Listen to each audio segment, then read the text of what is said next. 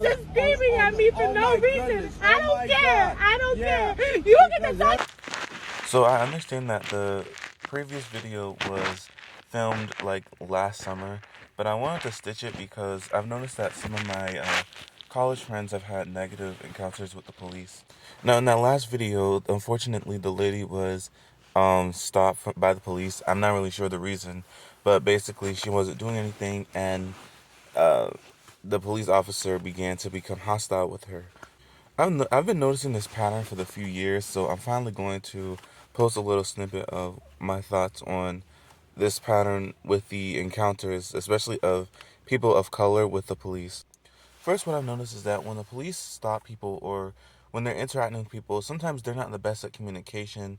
They're not the best in understanding that when people are approached by the police, especially people of color, they may not necessarily be in the best mental state because of the issues that black people in the past have had with police.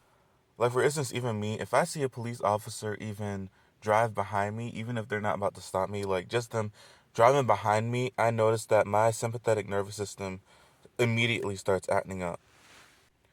In response to that, a lot of people are kind of already heightened in their emotions, so some people become defensive or, and rightfully so. But for some reason, the police equate being defensive with being offensive.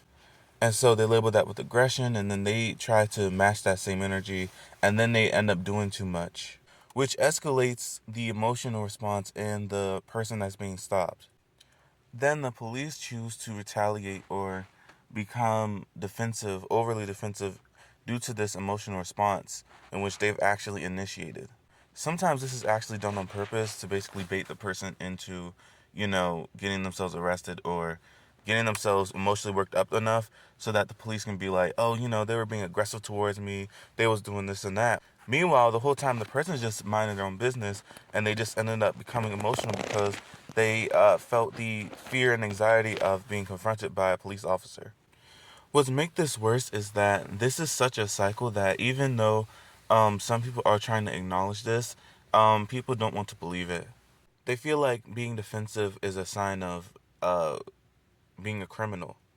Meanwhile, the whole time, the person is just trying to survive, and their nervous system is telling them, you need to either flee or fight. This is why the police don't need to just be trained to catch a bad guy. They need to be trained to psychologically deal with the population that they're helping. I understand that it's not an easy job, but it can be detrimental when it's used in the wrong intention.